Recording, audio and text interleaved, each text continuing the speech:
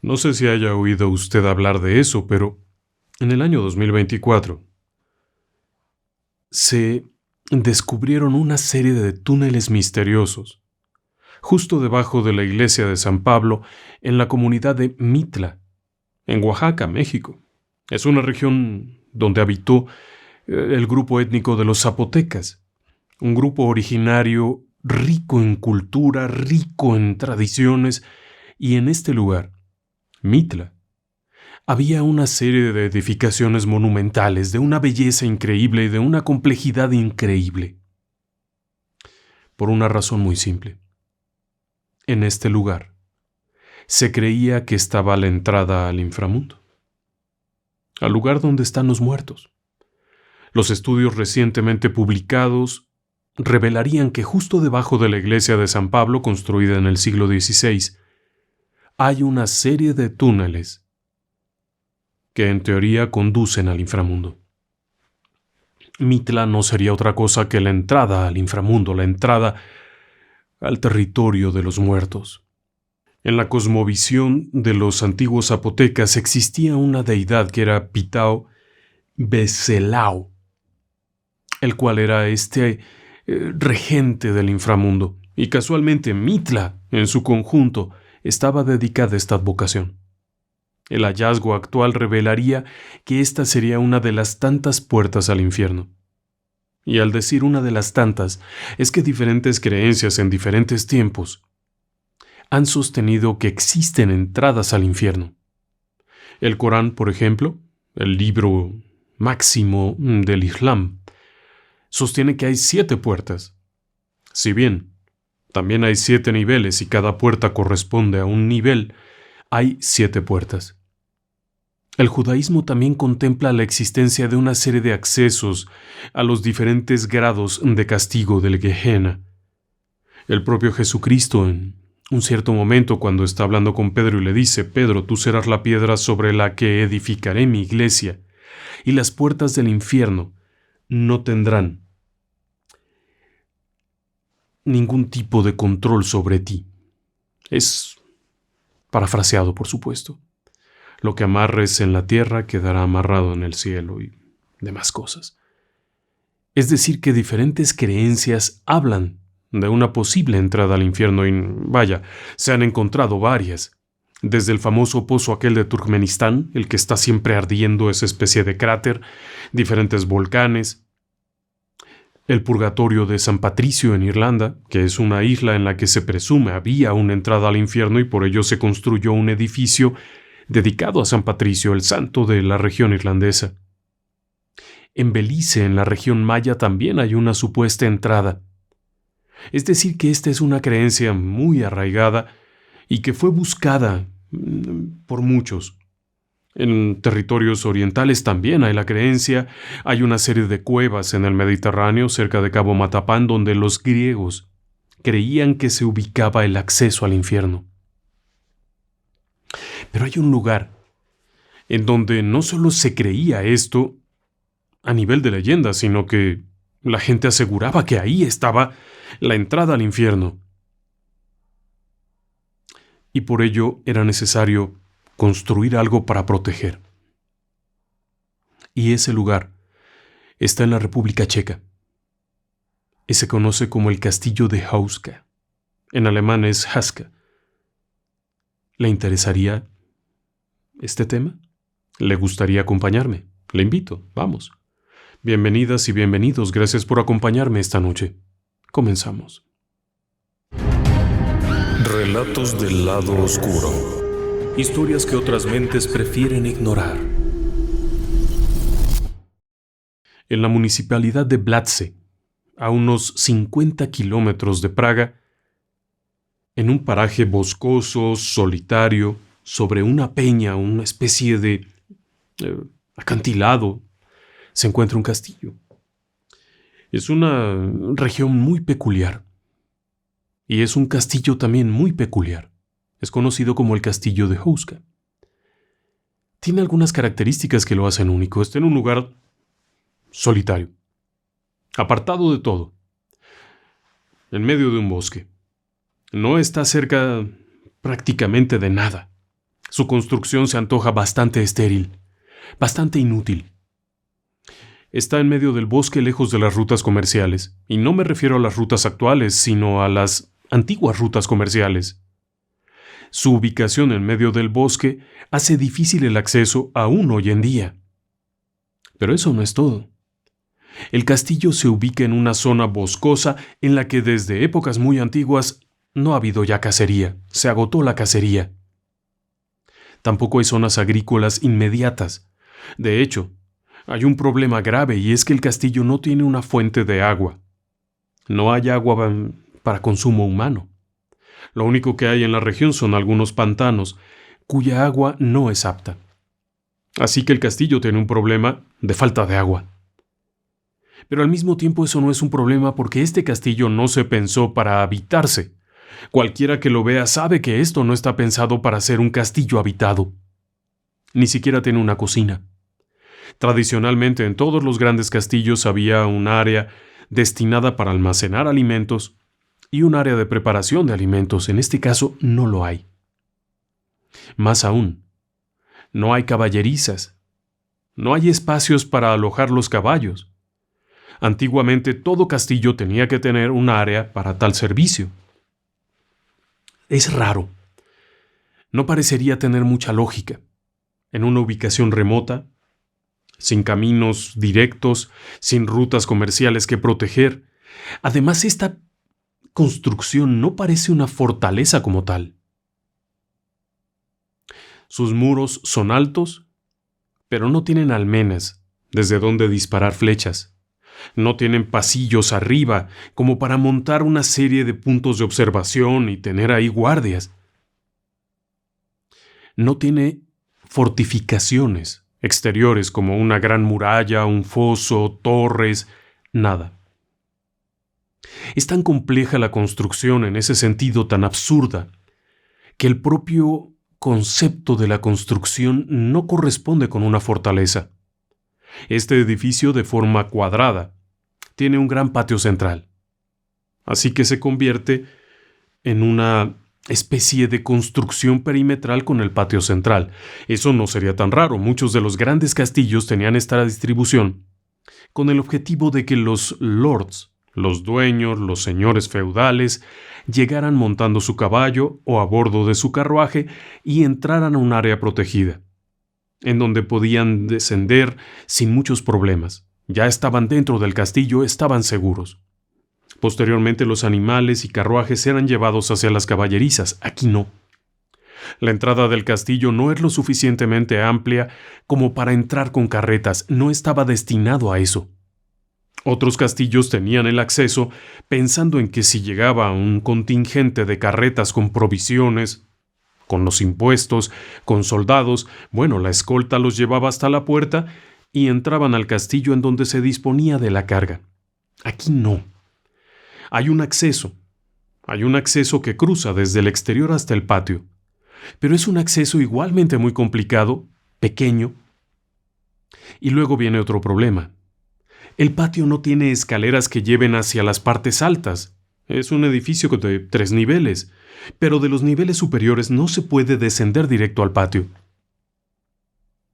Hay varias cosas raras ahí. Ahora, vamos a pensar en la época de la construcción.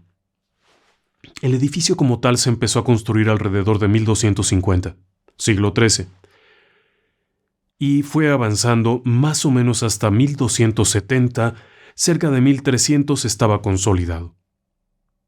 Esto tiene muchos años. Si usted se pone a pensar, tiene 700 y pico de años. Y sigue estando allí. ¿Cómo es que pudo sobrevivir tanto tiempo sin tener murallas de protección? No fue atacado. Eso es algo también muy interesante. La mayoría de los castillos medievales fueron destruidos en algún momento. Este no. En su historia no hay un ataque directo, no hay una destrucción masiva, nada.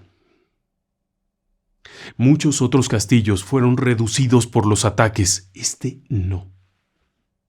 ¿Significa que no tenía sentido haberlo construido? No era un castillo inexpugnable. No, estaba muy lejos de serlo. De hecho, era absurdamente invertido. la protección donde podían estar los soldados con los arcos, las ballestas arrojando cubetas de aceite ardiendo, no existe hacia el exterior, sino hacia el interior. La parte interior del castillo, como usted habrá visto en las fotografías que le estamos compartiendo, tiene una serie de pasillos, una especie de balcones, presumiblemente pasos de guardia, desde donde se podría ejercer una acción bélica, pero hacia el interior del edificio, no hacia el exterior. Más aún, hay otra serie de cosas muy locas. Muchas de las ventanas que se ubican en los niveles superiores son falsas. Está la ventana, pero por el lado interior está cerrada con muros. Hay puertas, pero tampoco llevan a ninguna parte, son puertas falsas, están cerradas, con materiales sólidos, con materiales que no se abaten. Es decir, que aquí no se trataba de una fortaleza para defenderse de ataques exteriores, sino como si se estuvieran defendiendo de algo que estaría dentro. Era más bien una especie de confinamiento para algo que había ahí. Y es que tiene una historia antigua.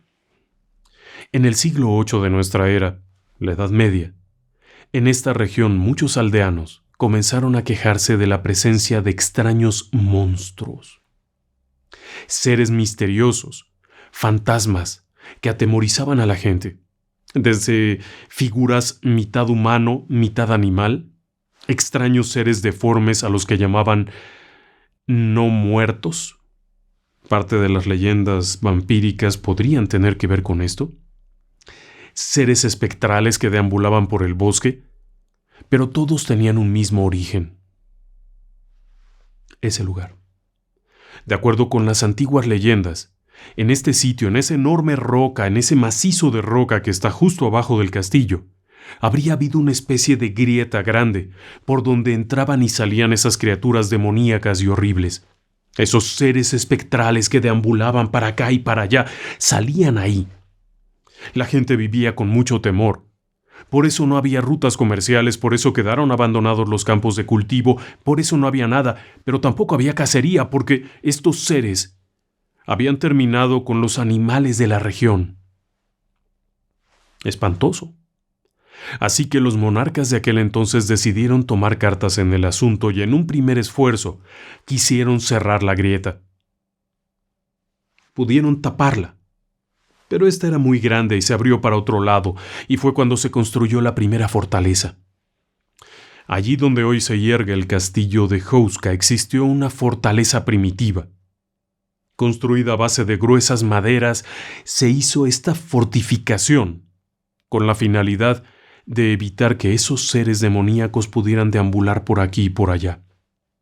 Simplemente era un confinamiento. No había una guardia permanente, y cuando la hubo, según se cuenta en la leyenda, los soldados que custodiaban esto tuvieron que salir huyendo por el temor de lo que veían y oían, los gritos, los alaridos procedentes del infierno. Y estos seres, que en apariencia podría considerarse como demonios, que llegaron a atacar a los guardias y a quitarles la vida. Motivo por el cual terminó abandonada la fortificación. Pero esto generó muchos problemas porque al paso de los años toda esta zona estaba devastada por estas presencias.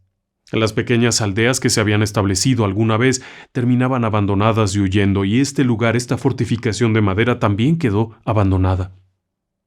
El problema es que al crecer las poblaciones, al ir siendo más, fue necesario cruzar por aquí, tener algún tipo de contacto con esta región, y volvieron las leyendas. Fue cuando entonces uno de los monarcas optó por ordenar la construcción del castillo. Un castillo, ese castillo. Por eso tiene esa forma tan rara, porque ahí estaba la puerta del infierno y lo que querían era evitar que los demonios salieran. Pero ¿cómo eran los demonios? ¿Qué demonios podía haber ahí? Eso generó mucha curiosidad, hasta el punto en el que en 1316 uno de los monarcas se decidió a investigar. El monarca era Heineck, del clan Dubá. Este sujeto tuvo la idea de que alguien entrara a ver qué había ahí abajo. El problema es quién iba a ser el valiente. No quería desperdiciar sus mejores caballeros, sus mejores soldados. Así que optó por algo muy loco. Según cuenta la leyenda, reunió a varios presos que estaban condenados a que les quitaran el gusto por la vida. Y les ofreció la libertad, totalmente exonerados, a cambio de que entraran a la gruta. No era una oferta. Si no lo hacían, de todos modos los matarían, pero si lograban sobrevivir serían hombres libres. Así que varios de ellos fueron llevados allá. La construcción ya estaba en marcha, así que había que apresurarse. Y aquí la versión de la leyenda varía dependiendo de quién la cuente. Una de las versiones dice que comenzaron a descender aquellos reos, uno tras otro. Se escuchaban gritos, se escuchaban ruidos, alaridos terribles, aullidos de extraños animales que nunca habían sido escuchados por nadie. Aquello generó mucho temor, pero uno tras otro fueron llevados hacia abajo con gruesas sogas. Pero solo uno volvió. Un muchacho muy joven fue el único que, después de descender, se escucharon sus gritos, se oyeron aquellos ruidos infernales y se apresuraron a sacar la soga cuando llegó arriba. Ya no era el hombre aquel jovencito, sino un anciano. Se había convertido en un anciano, el cabello blanco, la piel macilenta, todo raro. Enloquecido, aseguraría haber visto demonios, monstruos, seres horribles que lo atacaban y que intentaron devorarlo. Cuando justamente lo izaron, moriría pocos días después. Ante semejante información, Hynek, del clan Dubá, decide modificar un poco la construcción y colocar una capilla. Una capilla dedicada al arcángel Gabriel, el guerrero contra el demonio. Y la capilla se construyó en una de las esquinas justamente arriba del macizo de roca. Desde el exterior se pueden ver las formaciones de las ventanas, son góticas.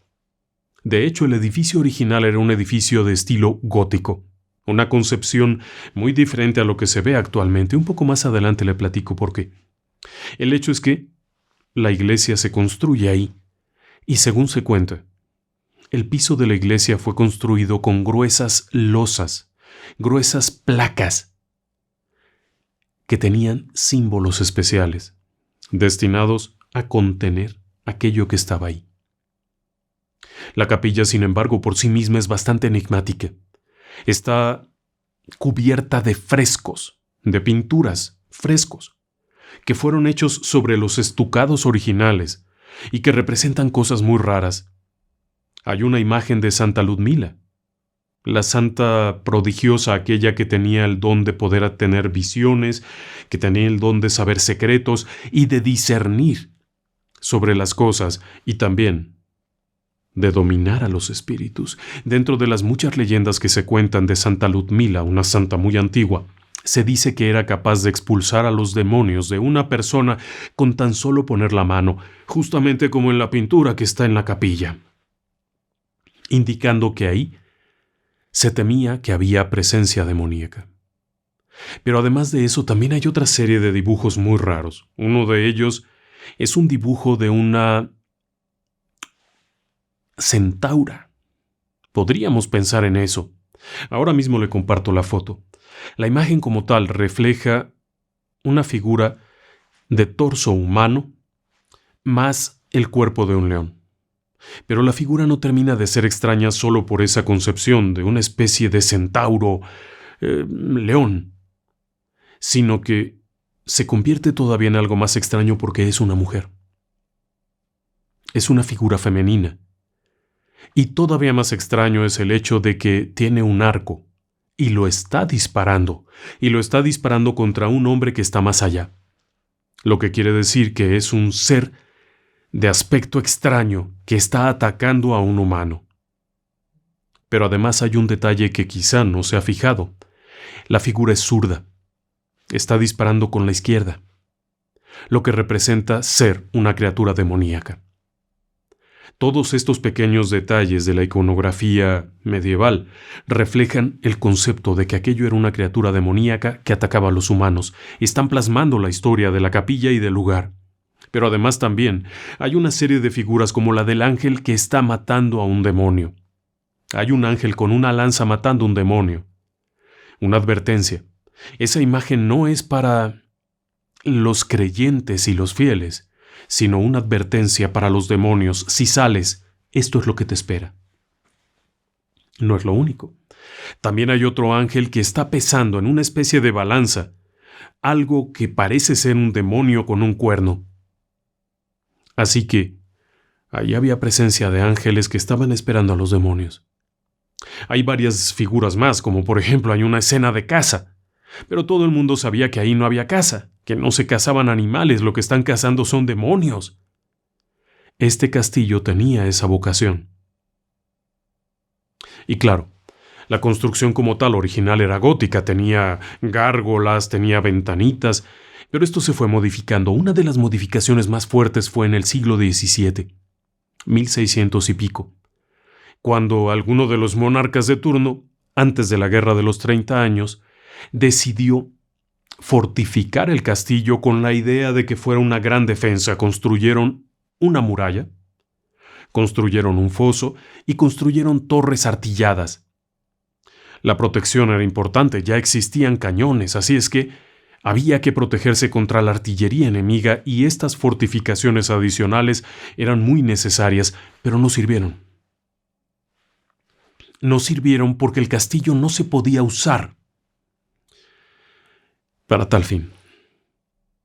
Los soldados que fueron enviados, según cuenta la leyenda, experimentaron tal terror estando ahí dentro que preferían salir huyendo y abandonar sus puestos, costara lo que costara, ya que el castillo por la noche parecía cobrar vida y si bien los demonios, los espectros y todo aquello de lo que se hablaba no podía salir del castillo, tampoco podían estar adentro. Aquellos soldados atemorizados abandonaban el lugar hasta el punto en el que finalmente, tras la guerra de los 30 años, el castillo ya estaba abandonado. Cuando el monarca que ganó la guerra de la Casa de los Habsburgo ordena la destrucción de los castillos en toda esta región, el objetivo era simple: evitar que otros señores por ahí, pequeños terratenientes, se armaran y ofrecieran resistencia. Si les quitaban las fortalezas ya no habría donde se atrincheraran, así es que se ordenó la demolición de muchos de los castillos. Houska no fue demolido. Muchos otros en la región fueron reducidos a nada. En toda la región de Silesia y de la Baja Bohemia y de la Alta Bohemia fueron demolidos completamente, excepto los que ya estaban en poder de los monarcas. Pero aquellos que no les resultaban de utilidad fueron reducidos a nada. Houska no lo tocaron. Lo único que hicieron fue demoler las fortificaciones, las torres de asalto y todo esto, y con esas rocas tapar el foso. Ahí están todas las fortificaciones. Eso fue en 1630 y tantos. Así es que, nuevamente, el castillo se salva de la destrucción, misteriosamente, y quedó abandonado, obviamente. Nadie quería quedarse ahí. Las leyendas sobre fantasmas en este sitio eran muy numerosas. Había una en particular que causaba temor, pero al mismo tiempo no. El hombre encapuchado. Una presencia que se ha repetido durante cientos de años es la de una figura que pareciera ser un monje. Negro, muy grande, que suele estar presente, pero no ataca, no molesta, simplemente es un guardián del castillo. Cualquiera que intente dañarlo, cualquiera que intente vulnerarlo, se enfrenta a esta presencia. Los años siguientes, después de aquello, el castillo fue pasando de la mano de uno a la mano de otro. Diferentes señores de la región, grandes magnates, potentados, fueron poseedores, pero no lo ocupaban. El castillo no se usaba. Hasta el punto en el que en 1800 estaba abandonado de nuevo. No estaba en ruinas. Eso es algo curioso, a pesar de que no se usaba y estaba abandonado, no estaba en ruinas. No dejaban que cayeran daños o que colapsaran los techos, seguía estando allí, y si bien nadie lo ocupaba, o eventualmente llegaba alguien y lo ocupaba, por corto tiempo, la construcción en sí no se usaba. Uno de los relatos extraños, después de la Guerra de los 30 años, es un suceso macabro. Había numerosos guerreros que quedaron por ahí. Uno de ellos era un tal Trond. Hay quienes le llaman Oronto, pero el nombre Oronto no tiene sentido. Para los historiadores no existió ningún Oronto. Lo que sí existió fue un tal Trond. Y fue precisamente después de la Guerra de los 30 años en el siglo XVII cuando este sujeto llega a la región y comienza a aterrorizar a los aldeanos, porque además era un psicópata, un asesino y un hechicero. Según se cuenta, Trond se apoderó del castillo por una simple razón: lo que había abajo. El castillo como tal no le servía, era un lugar hasta peligroso, porque no servía para defenderse ni para habitarse. El no tener agua, el no poder darle de comer bien a los caballos y de beber era una maldición aquello. Pero este hombre quería el castillo por los demonios, por lo que había abajo. Se cuenta que Trond comenzó a secuestrar gente para hacer sacrificios. Esto preocupó a los aldeanos, los horrorizó. La idea de que aquello fuese abierto, puesto que existía el riesgo de que rompiera el piso de la capilla solo para abrir la puerta. No olvide que todavía con eso había problemas. Imagine si lo hubieran abierto. Consecuencia, la gente de la región se armó. Pero no podían hacer nada. Trond era un guerrero, un hechicero que sabía lo que planeaban, así es que se contrató a unos cazadores lejanos para que lo mataran. Estos hombres no eran de la región y por lo tanto nadie sabía cuál era su intención. Esperaron y estuvieron a la entrada del castillo durante varios días escondidos, hasta que finalmente un día tuvo que salir Trond y, como era de esperarse, el castillo no ofrecía protección alguna, pudieron matarlo. Acto seguido el castillo fue abandonado inmediata y rápidamente por los soldados de Trond, quienes simplemente dejaron el cuerpo ahí tirado y huyeron. El cuerpo posteriormente fue sepultado en alguna parte. Pero el castillo volvió a quedar abandonado. Y el tiempo siguió pasando. Hay una historia interesante. El castillo, tras las historias aquellas de Trond y algunas otras ocasiones en las que se intentó ocupar y nuevamente fue abandonado, para 1830 está vacío. Bueno, no vive nadie. Y es cuando un personaje entra en escena. Se trata de un poeta bastante querido, Karl Heinrich Mascha. En ese momento era un hombre muy joven. Mascha nació en 1810, si estoy en lo correcto. Y estamos en 1836, así es que es un hombre de 26 años que anda por el bosque caminando, buscando inspiración para sus obras, para sus poemas. De hecho, uno de sus poemas más conocidos, Mayo, se dice que fue inspirado en esta región y en ese castillo. El único problema es que en sus viajes y sus búsquedas de musas y de inspiración, se quedó en el castillo. Una tarde, cuando comenzó a oscurecer, llegó al castillo, lo encontró abierto y se metió ahí para dormir. No había nadie. Estaba abandonado, pero estaba completo.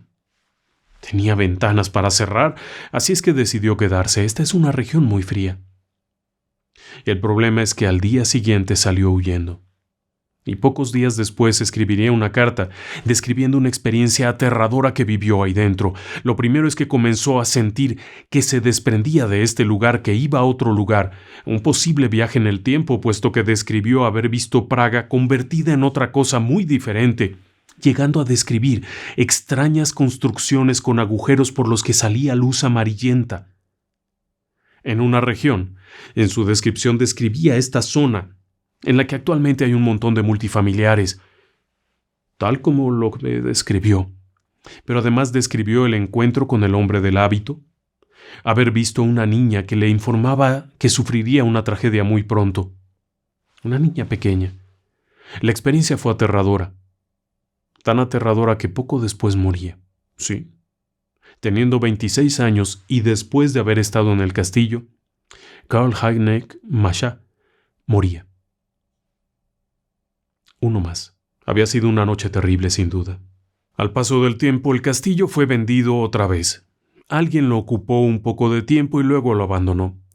En los años 20 del siglo pasado, la familia Simonek, empresarios y dueños de la acerera Skoda, compraron el castillo con la idea de un lugar de retiro, un lugar de ir a pasar unos días de descanso, remodelarlo, arreglarlo, ponerlo cuco, ponerlo bonito y quedarse allí.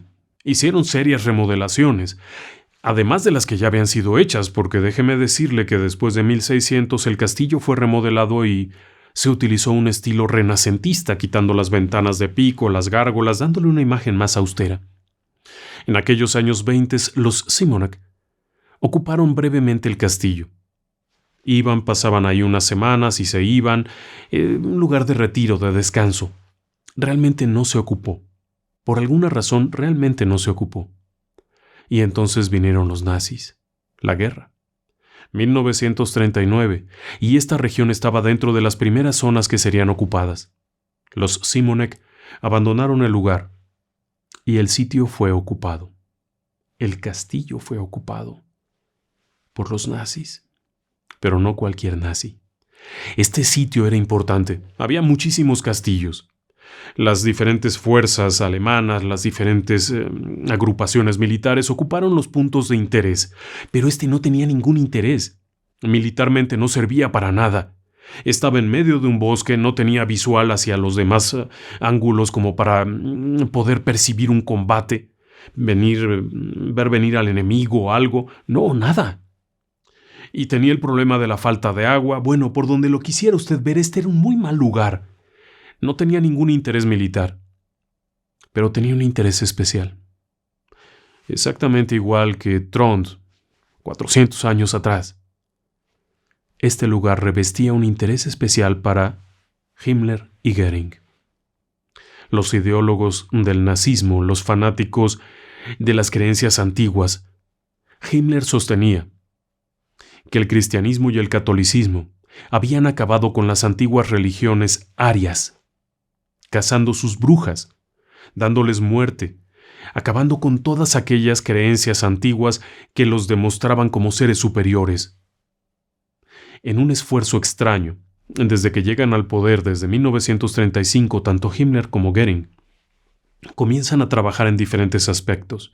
Uno de ellos era la Ahnenerbe, buscando las bases históricas para la creencia en la raza aria. Pero por otro lado había otra organización que era muy secreta y muy extraña, la Orden Especial H.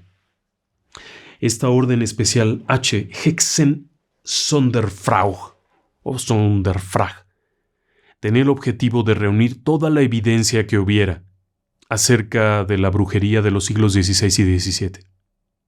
Objetos, documentos, pinturas, cualquier cosa que pudiera servir, grimorios, los antiguos libros aquellos, y claro, calderos, todas las cosas raras que hubiera, reunirlas en un sitio de poder. Ese era el lugar.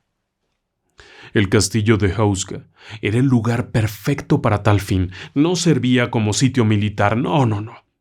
Había quienes plantearon la posibilidad de que en este lugar se hubieran realizado experimentos de procreación aria, es decir, tratar de hacer reproducción múltiple, gemelar, triates, que tuvieran características arias, pero en realidad no parece haber sido ese el objetivo.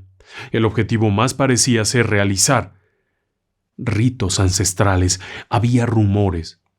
Hay quienes cuentan que durante los años 30 finales y principios de los 40 en este lugar se escuchaban ruidos infernales, había luces extrañas en las ventanas y se podían percibir olores nauseabundos que venían de alguna parte.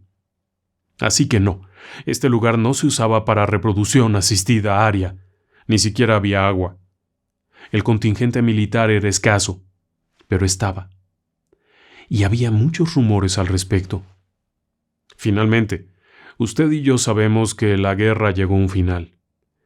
Y en un cierto punto, el castillo fue abandonado. Y lo que hubiera ahí se lo llevaron, o lo destruyeron. Lo curioso es que cuando llegan los soviéticos, encuentran en una población un poco más al norte, un archivo impresionante. Pero no es un archivo que tenga informes militares, secretos, armas secretas, nada de eso. Es un archivo lleno de documentos relacionados con la brujería del siglo XVI y XVII. Todo el acervo que habían reunido en el castillo de Houska fue trasladado a aquella población pensando que estaría segura allá. Fue capturada y no se le dio importancia. Es curioso, pero años después, durante una serie de remodelaciones que se hicieron en la época soviética, fueron encontrados los cuerpos de 3 soldados nazis. Era obvio que eran soldados nazis. Todavía tenían las placas, pero los 3 habían sido sacrificados, no habían muerto de causas naturales y no presentaban lesiones propias de combate. Habían participado de algún ritual. En la boca del infierno. Así que ya se imaginará usted. No hay casi ningún dato al respecto. La información acerca de qué fue lo que hicieron ahí no existe. Lo que sea que hayan hecho era tan importante para ellos que prefirieron destruir toda la información a que esto cayera en manos ajenas. Y entonces llegaron los soviéticos. Y los soviéticos tampoco le vieron mucho uso a esto. Realmente era una construcción en medio de la nada, sin instalaciones adecuadas, precariamente equipada con una instalación eléctrica primitiva. No les resultaba interesante. Sin embargo, una empresa de productos químicos tuvo la idea de hacer ahí una especie de hospital. Ellos le llaman un sanatorio de noche. En realidad era un sanatorio para terapia, para pacientes enfermos y demás. Y comenzaron a trabajar en una remodelación soviética. Sí, unos pisos de madera muy lindos, paredes lisas completamente y un techo de metal. No estoy seguro si es de cobre o de qué es el techo, pero se le puso una cubierta metálica a los techos antiguos para evitar que siguiera deteriorándose. Se les reconoce el esfuerzo. La empresa aquella, de nombre Spolana Neratovich, está dispuesta. Tiene el espacio, está grande, está en un lugar apartado, tranquilo, e intentan primeramente resolver el problema del agua excavando un pozo profundo. Ya que en la superficie no se aprecia, deciden excavar un pozo a gran profundidad. El problema es que cuando llegaron a los 270 metros tuvieron que cancelarlo. Y tuvieron que cancelarlo porque el agua que se obtenía tenía algún tipo de contaminación de carácter radioactivo. Había presencia de gas radón mezclado con el agua en una forma radioactiva, así que no servía. Pero era extraño, realmente extraño, puesto que a algunos kilómetros de ahí, en las poblaciones cercanas, hay agua, a partir de pozos, pero en este lugar en específico no se podía. El edificio fue nuevamente abandonado. A pesar de que era una construcción que se podía utilizar para cualquier cantidad de cosas, nuevamente no fue ocupado. Y quiere que le diga algo. No fue ocupado no solamente porque no encontraron el agua, sino porque durante los trabajos de remodelación, numerosos empleados fueron víctimas de extraños accidentes. Algunos otros caían en misteriosas crisis de nervios, de las que poco se hablaba. Pasaría mucho tiempo antes de que comenzaran a explicar que lo que habían vivido ahí era aterrador. Habían visto a la niña, la misma niña que el poeta había mencionado en 1836. Esa niña la vieron. Pero también vieron al monje. El monje aparecía de pronto y parecía ser contrario a la idea general. Un guardián, algo que controlaba lo que ocurría, porque generalmente cuando aparecía el monje, lo otro desaparecía. Y es que lo otro era realmente aterrador. Desde caballos que aparecían afuera del castillo y luego desaparecían, hasta figuras decapitadas que deambulaban por el interior. Evidentemente, en este sitio se habían realizado rituales y sacrificios humanos, y eso parecían ser las víctimas. Una de las imágenes más aterradoras, ciertamente, es la de el soldado. Hay quienes consideran que sería la imagen de uno de los soldados que fueron encontrados allí sepultados. No está confirmado. Así que el castillo quedó abandonado de nuevo. A principios de los 90, finalmente, y, debido a que la autoridad local no quería el castillo por lo costoso de su mantenimiento, por todo lo que implicaba, originalmente habían pensado poner ahí un archivo, una especie de museo documental, pero prefirieron no hacerlo, en parte porque era muy caro mantener el lugar, y en parte porque, ya sabe usted, ¿quién contras iba a estar ahí metido a mitad de la noche cuidando el edificio en medio de la puerta del infierno? Así que se quedó abandonado de nuevo y prefieren devolvérselo a los dueños. A temprana edad de los años 90, el castillo fue devuelto a los sucesores de la familia Simonek, quienes hasta la fecha lo conservan. Desde 1999 el castillo está abierto al público. Quien quiera entrar y conocer sus habitaciones, sus pasillos, puede hacerlo.